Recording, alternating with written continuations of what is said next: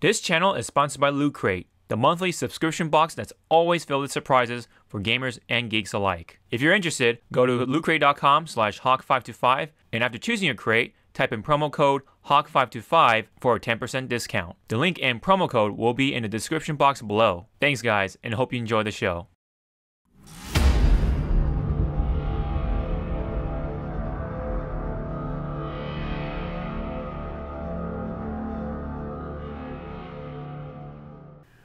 Alright, what is up everyone? Sean here, and today in this movie review, this is gonna be a little different. You're not really gonna be seeing too much of it, so you can definitely put this on the background because I kind of want to take a little bit of a different approach this time around. This time around, we're not gonna see Danny in this review because he just wanted to sit out for this one for Incredibles 2. And so this time it's just gonna be me. This is just gonna be a solo movie review for Incredibles 2. I was able to see it just last Saturday as I record this, or the most recent Saturday as I record this. But anyways, I'm a little late there, but I was a little busy with stuff, and including like E3 and the whole channel disabling thing, and a lot was on my plate. So had to rejuvenate and get everything back going, and so I was able to catch Incredibles 2 finally, and I'm definitely ready to sit down and talk about it. And also, I don't know how long I'm gonna be talking about it with Incredibles 2, so that's why I didn't take the time to set up the whole green screen and everything for this time around. And I don't know, it's kind of good to do some different things, I guess, to take a different approach. And of course I can probably get this out a little quicker than I can with the whole green screen and camera and everything setting up and all that stuff. But anyways, Incredibles 2, finally watched it, and I gotta say, it's been 14 years, that long for another film of The Incredibles to come out this time. And you can kind of tell that there's a lot of work put into it with all the animations, the scenes, and the just how it was playing out. There was definitely a lot of work put into it, including the voice acting, the music, and everything. So those parts were really great. But I gotta say, like, overall, Incredibles 2, it didn't wow me as much as the first film. I gotta be honest here, without spoiling anything. Yeah, I'll get to the spoiler portion later on, so you guys can stick around for a bit who still haven't seen the film just yet. But it is still a recommended viewing for at least theaters anyway. But you can definitely see it, if it's on Netflix, or you can Redbox it or something. It is a animated film, so but if you want all the sounds and the 3D effects or whatever, with some sort of IMAX 3D, if it's available in your area, go right ahead. I think it shouldn't take away too much for the film, and maybe it will enhance your experience. But I would say it's a movie where you can either see it in theaters or at your own home. I think that's I think you're not going to be missing out either way, in my opinion. Even with all the surround sound and everything. But anyways, I was able to just see it in the regular format in theaters. There was no like Dolby Cinema or anything fancy like that other than 3D.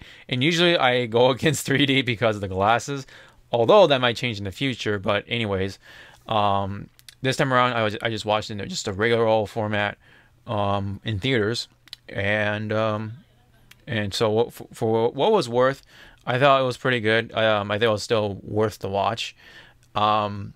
This time around, like I said, it didn't wow me as much, and that's because, I feel like it is definitely suffering a bit of that sequel curse, or the sequel-itis, I guess you can say, for this film.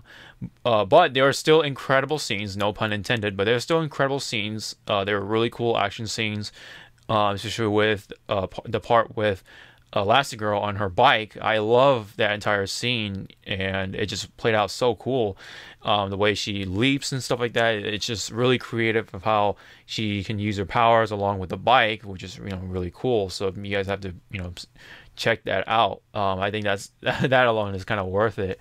in theaters. But um, I gotta say, like the newer characters this time around were, I gotta say they're okay. There was I believe his name was gosh, what was it? Winston Deaver. Winston Deaver was like the salesman pretty much of the film, and he wanted to make supers legal again. That's pretty much like a big part of the story because supers were illegal for a pretty long time, and so all the people with superpowers had to go underground, just go, stay under the radar, under some sort of like protection program or whatever, and have to live normal lives. That's pretty much what happened in the first film, and it kind of continues sort of in this film as well.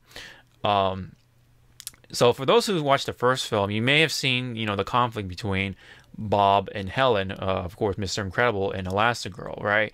They're a family, but they had some arguments, they had some conflictions because Bob wanted to, be a super again. He wanted to be a superhero again, but I believe Helen wanted to, just keep it normal, just gotta live it out, be a family and stuff like that, just let it play out. But however, it's just, I don't know, it just kind of went a little backwards in the beginning because there was another argument between Bob and Helen, and by the end of the first film, they've come to terms to accept each other's views and stuff like that, but they kind of went backwards again, which is a little weird. I'm like, really? You're arguing about this again? And another thing in this film, or a major part of this film, was Elastigirl slash Helen Parr became pretty much the main character of pretty much the majority of the film, and Bob had to take the back seat. Not to not complain about it, but just pointing it out. She plays the hero this time because Winston thought she was the best to represent the re-legalization of making supers legal again, and have them be able to help fight crime essentially.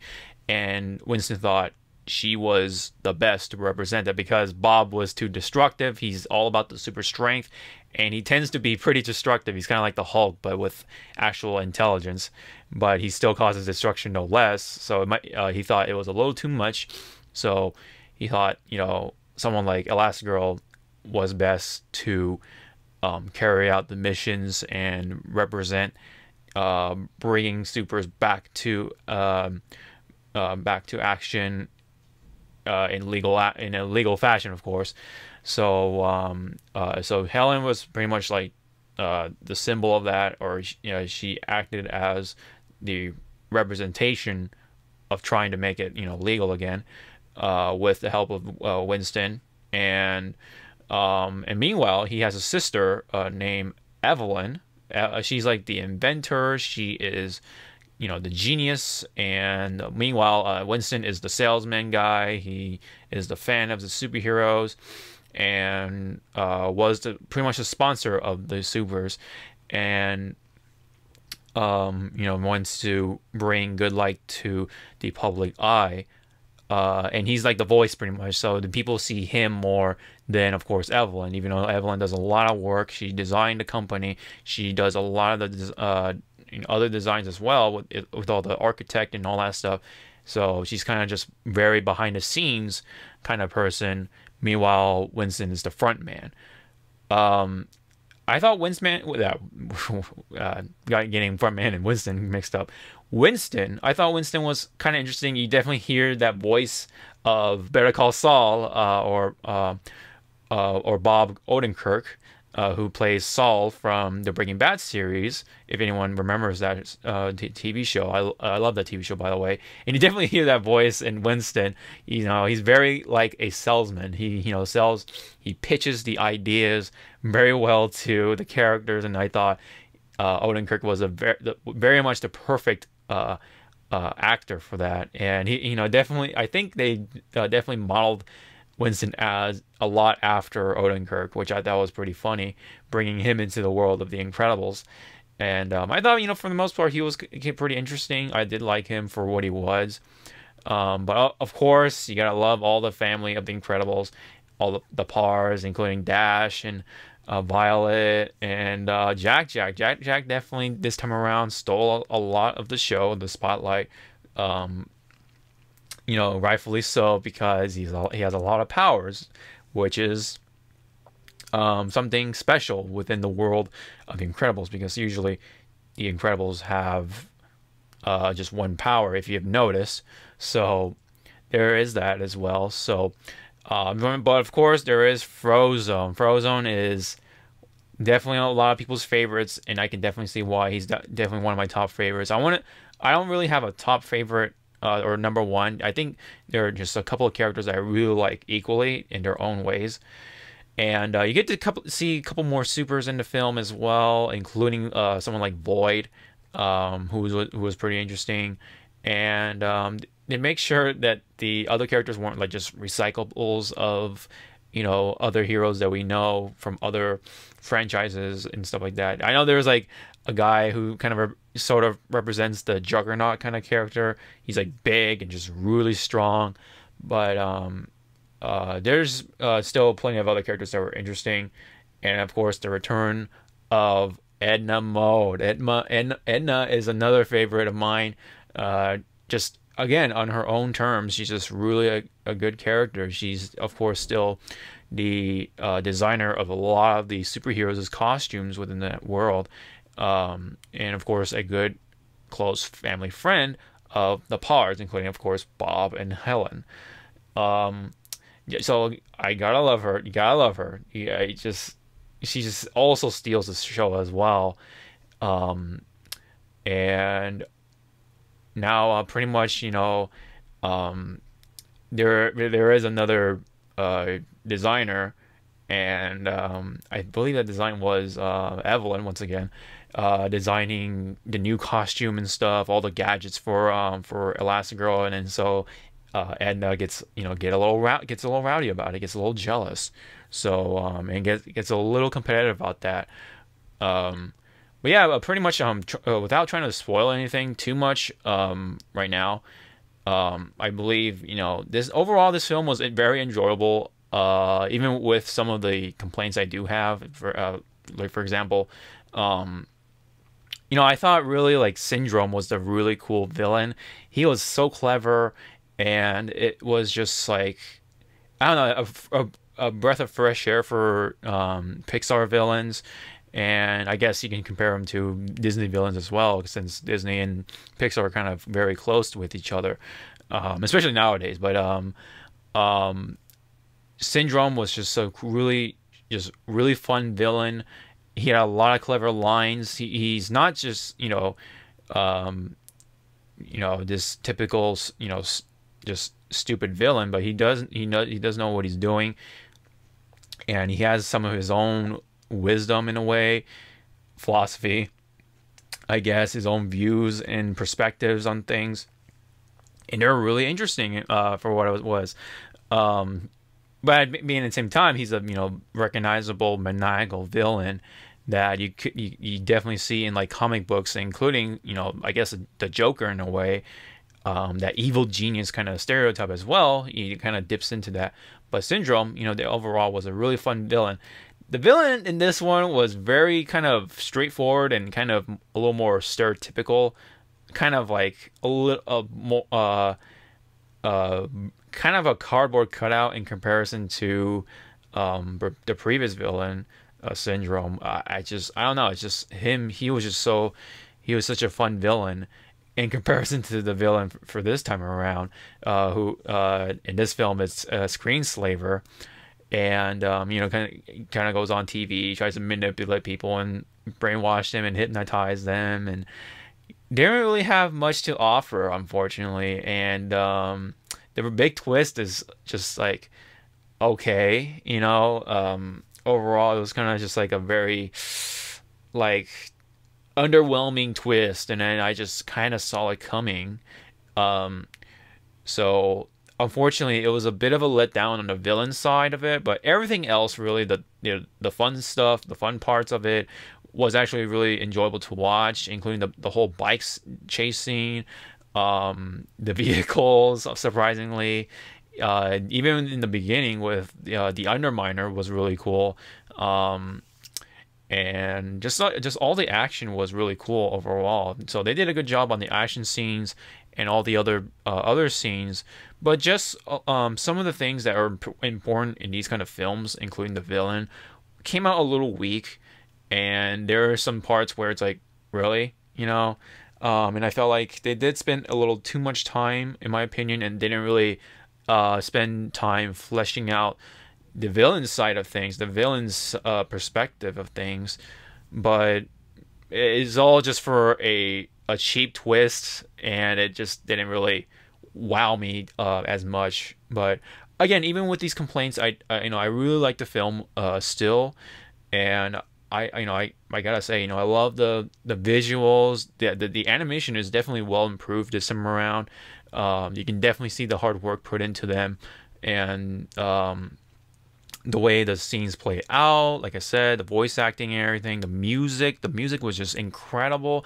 It really gives off that Adam West Batman, like kind of 60s sort of vibe. It's just really cool. It really adds to the atmosphere of that like retro feel. Not necessarily like steampunk or anything like that, but it does. It blends in a combination of modern but retro at the same time, and just creates this retro active sort of future, if that makes sense. There are some futuristic devices, but there are some like classic things, classic throwbacks from like the old like styles of comic books, and which is really cool. Especially if you go watch the ending credits, those like little animations is really cool. Yeah, so overall, it does still have that Incredibles vibe to it visually and audio wise, but the glue to it this time around, the what really keeps it together, which is the hero and the villain, that kind of like connection felt weaker this time around. What I mean is like, the chemistry between the hero and the villain wasn't really all that much there, because they really couldn't get a chance to really interact with each other like you would see with Mr. Incredible and Syndrome. It's just it just wasn't there. So I personally felt underwhelmed, and that's something I wasn't looking forward to in a movie like this, especially with 14 years of work. Unfortunately, they didn't really push too much on the villain side, but just really expanding upon the hero side, really, and especially with the Pars or the Incredibles, whichever you want to call them. There are really pretty funny moments too, especially with Jack Jack, of course. They really pushed him, like I said, sort of before. So, you kind of get an idea what the film is all about, though. It's Helen taking up the mantle of being the hardworking mom or mother, and Bob is gonna be the house dad, taking care of the kids, including Jack Jack, of course, and he just goes through the misery of being that dad. And it is interesting to see. I get it, and this whole thing with women is trending today, being strong and independent and stuff like that. And I'm not gonna say that's shoehorned into this film. I guess it works. And it's, at least it was entertaining to see. And Elastigirl is actually at least pretty cool as a superhero, in my opinion. So at least it worked for this kind of film, and it was just funny overall. But like I said, it's definitely not a perfect film. There was a lot of work into this, but it wasn't like the same Incredibles that you saw from 14 years ago. So overall, it was not the greatest sequel to a film, but it's still worth watching, in my opinion. It is still a great fun watch for all the other scenes. But the things that I do look forward to in these kind of superhero films, just films in general with animation, is the villains. And again, the villain side was weak. But anyways, with all that said, before I go into the spoiler section, I gotta give it a rating, of course.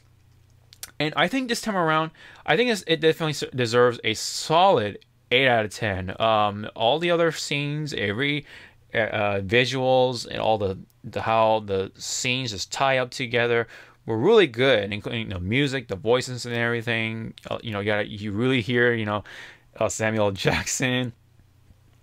You really hear Craig T. Nelson, Holly Hunter. The actors did a really good job with their characters, and I think they nailed it despite their age. It's just a fun film overall for not only for the kids, but it is fun for the adults as well, because there is a lot of mature dialogue in this film. Of course, without the swearing and everything like that, but they do have some sort of talk or argument, sort of quote unquote, about politics and just like perspective on things and morals, I think. But like I said, it is still kind of worth it to catch it in theaters. But if you miss it in theaters, you can definitely still have that same experience watching on Netflix or Redboxing it or watching on Google Play or whatever. You're definitely not missing out too much, really. It doesn't really require the sounds or anything like that. So maybe that's why they took it out of the idea of having it in Dolby Cinema completely, which I guess it is understandable, but still it is still something to be a nice thing, because the seats vibrate along with the sounds and stuff like that. I do like those kind of things, and the screen itself is just really clear. It's very high definition. It provides a very good picture contrast and all that stuff. But oh well. It is what it is, and I still enjoyed it. It's still an 8 out of 10, and I highly recommend it for anyone who loves The Incredibles, and I think you still should go check it out. It's still a really good Pixar film for what it is, but I think, in my opinion, it's still not as good as the first one. It's just very fresh, and it definitely had a lot of memorable scenes, and I just love how the characters just kind of evolve in a way, the way that whole thing played out comparing to this. So, but yeah, again, I must emphasize, it's not a bad film by any means, but I was a little underwhelmed this time around. So, yep, that's Incredibles 2 for the non-spoiler section. So now I'm gonna go into the spoilers.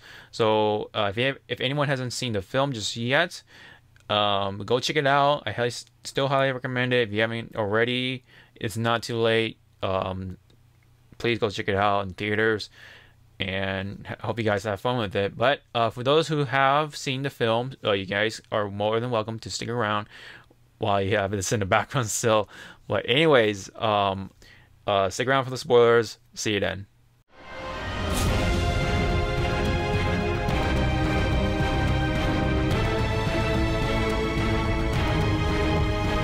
Alright, now, so we're going to go into the spoiler talk of Incredibles 2.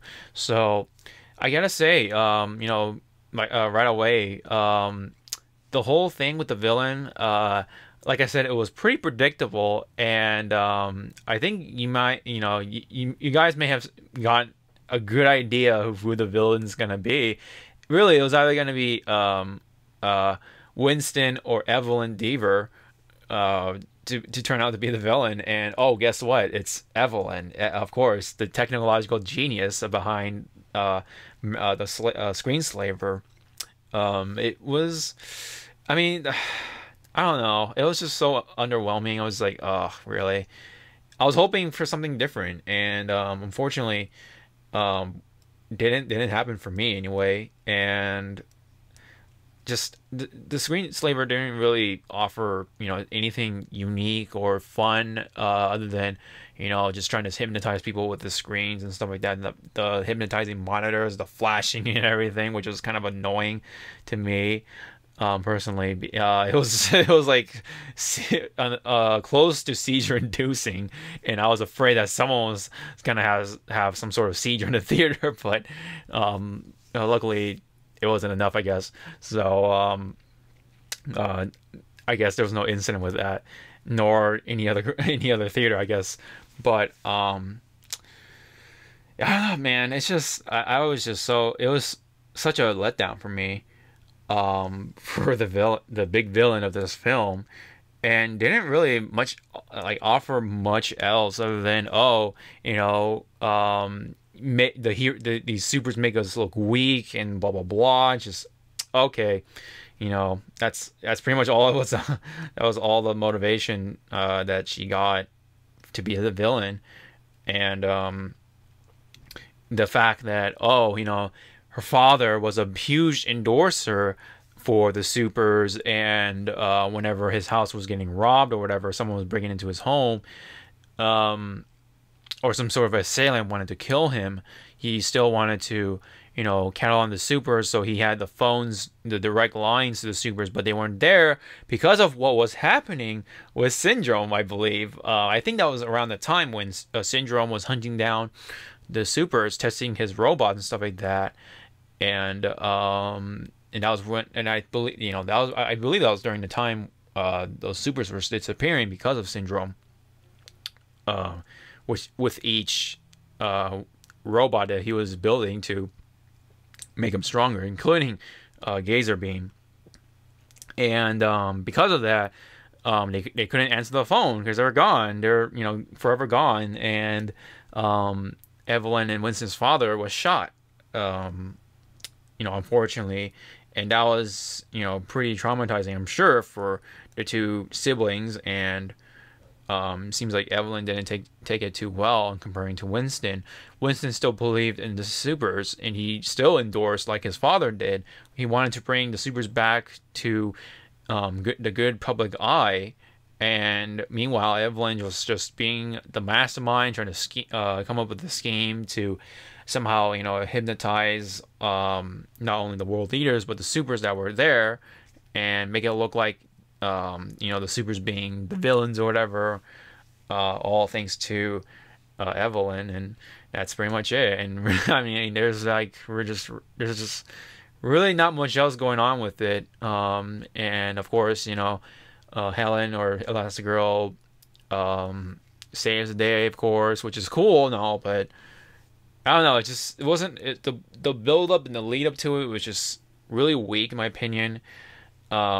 But meanwhile, there was all those scenes with Jack. He just has a lot of has multiple powers. Like I said, it's just which is not normal, because if you notice, each super has only one unique power. But although Bob is sort of an exception too, because I noticed that in the previous film, he was quite perceptive, and he's very durable as well.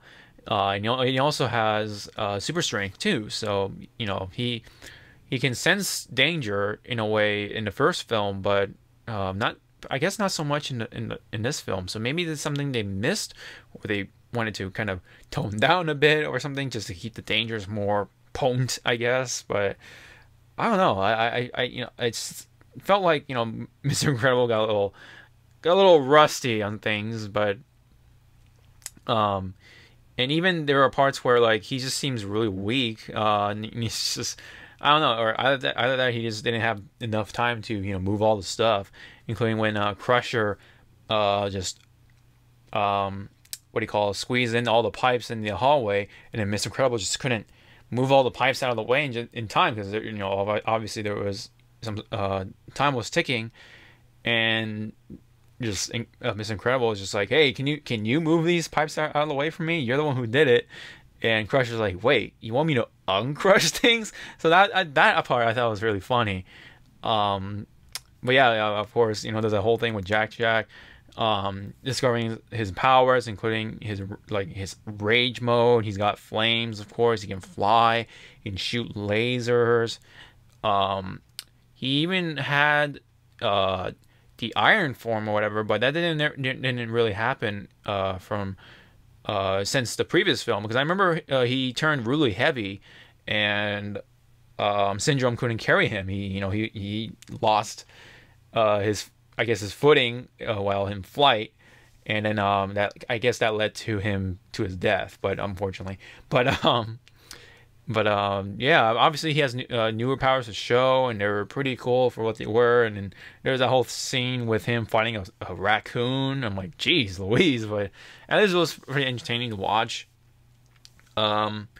And just the whole thing with Bob is just really funny because he's just trying to teach his son math, and he's just tries to do it the old school way, but it just doesn't work because there's this new kind of math with Dash, and he does try hard to be a good dad. He tries to catch up on the math formulas, and then of course there's the whole thing with Violet. She has her own problems as well. I do like Violet. I mean, she is likable. She's not entirely annoying. She's actually intelligent, and tries to be a good older sister to Dash, which kind of sort of relate to. But anyways, um, Violet, in my opinion, was a pretty fun character in there too. Dash is Dash as always, and um, and of course, this the whole the dynamic with the family is still pretty good. Like I said, it just they just really focused on the good guys, the supers. Meanwhile, the villains was just really lacking, in my opinion. I just really wish there was more of the Underminer. Like, it would have been really funny if the Underminer came back in the last part of the scene again. It's like, it seems like they would play this gag of like the Underminer being always being involved with the beginning of the film, and then the end of the film, and then another beginning of the film for another sequel, or triquel, or whatever you want to call it, and then the end of that film, and so on and so forth. Depending on how long they plan to do this kind of film. But I don't know. Maybe we'll see Incredibles 3 with the Underminer again. But will they catch him? We don't know. But at least the Underminer was interesting enough. I mean, he drives a giant drill. He's got some gadgets on him, and he just kind of plays the whole gimmick of being underground and stuff like that. I don't think he's entirely a super. He just, another human that's jealous of the super, so he just tries to play up as a villain, and robs the bank. And the beginning was really good. I really liked the beginning as well. And then there was some dragging on with the whole, like, we gotta recuperate, we gotta hide again into this whole motel. And what was his name, Dicker, who's the government agent who's responsible for taking care of the Pars. For years, he's pretty much another family friend, in a way, and he had to he was tasked with handling Violet's love interest, which is Tony, and he overerased Tony's memories of Violet, so Tony didn't remember the date with himself and Violet, which upset Violet in the first place, and there's a bit of that conflict with Violet and her dad. And of course, you gotta love this. I really like the scene with Edna Mode, and really trying to design costumes again. But of course, Bob wanted to have Edna take care of Jack Jack a bit, just for him to recuperate, because of how much stress it put on him because of what Jack Jack has, which is multiple superpowers. And because of that, Edna Mode loved that. She wanted to, she got reinvigorated pretty much to design costumes for the Pars once again, but this time with Jack Jack's costume again, because from what I remember, she did design a costume for Jack Jack in the first film, but I guess she wanted to add more things to it, because of course, I guess she didn't know. I remember now. She didn't know what Jack Jack had for powers, so she just assumed, his costume needed these things like bulletproofing, and I think like anti or just like that it has like the flame retardant material, blah blah blah, and all that stuff. And then Helen's like, no, Jack Jack doesn't have powers or anything like that. But she didn't know that. And this until the events of this film, of course. But yeah, but back on the whole scene with Edna Mode, it's just incredible. I think that was really cool, just really funny, and even Jack Jack kind of took influence from her. Like, he kind of imitated her movement and posture and mannerisms and stuff like that, and I just thought it was really funny. And of course, seeing Lucian or Frozone discovering that Jack has multiple powers as well, him freaking out was absolutely great as well. Really wanted to see more of Frozone, but I think it's still put a good amount of Frozone, or a balanced amount of Frozone, without him stealing the spotlight too much. Um, but yeah, I think really that's pretty much it. Don't want to talk too much about the other supers. There was Crusher, there was the Screecher or whatever, and he was like the owl guy. There was Reflux, who vomited in lava, which is pretty random, but I guess cool at the same time. Um, Void, of course, I think she was like pretty prominent of those supers anyway. And there was Brick, I believe. He was big strong guy, kind of reminding me of Juggernaut. Um, and of course the Electric guy, or Helix, I think his name was, who can like take in powers, but um, who can control electricity and also project it too. So kind of better than Pyro from the X-Men, um, but yeah, you guys kind of get the point. I mean, they're kind of just there, and they're kind of like the cronies, I guess, for Evelyn, unfortunately, because she had the goggles on them. So um, the big climax, I guess, was to stop the boat from crashing into the city, and it was like a big boat, of course, that was holding the summit kind of event with the world leaders and the supers that were representing a lot of the nations or whatever, and that's pretty much all there is to it. And of course, Evelyn tried to hypnotize them and proceed with their plans of making the supers look like villains, whatever. And well, gee, plans foiled because they did it. But that I'm not complaining about. But it's just like the villain aspect of this film was, again, I gotta say, it's just really weak, and it's pretty big of a letdown for me, because I always look forward to the villains as much as the heroes as well. And again, it's just that's why with something like Infinity War from the Avengers, I give that a 10 out of 10, because not only the heroes were great, but the villain, which is really awesome in this film. Just Thanos just steals the show.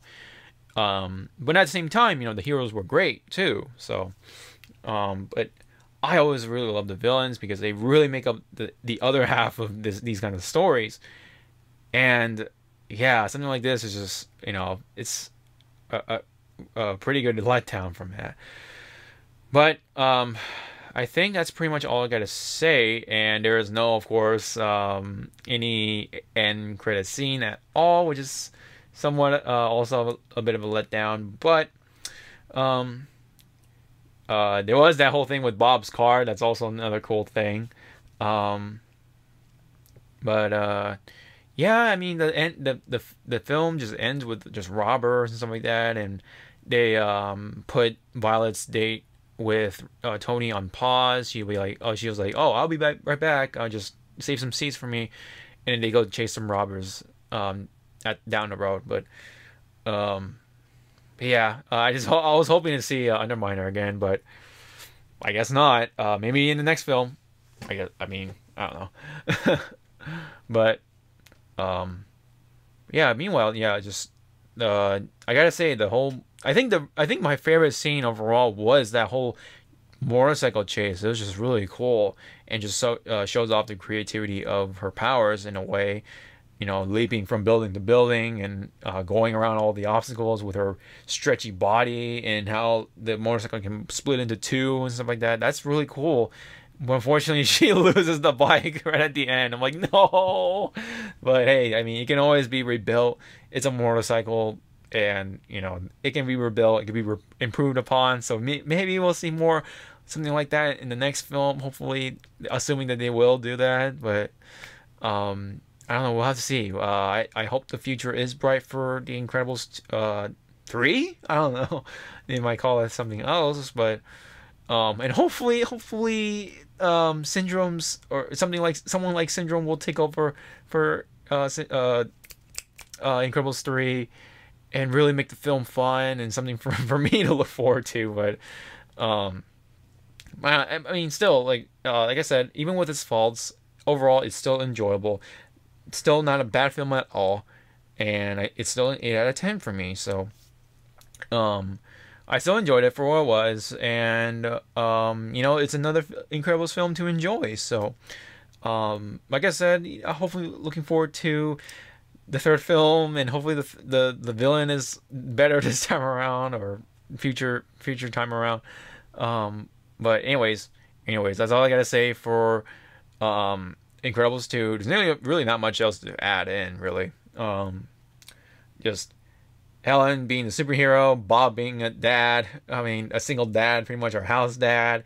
And then there was the villain twist, and then the ending, pretty much. So, and of course, Lucian's wife is like, "What?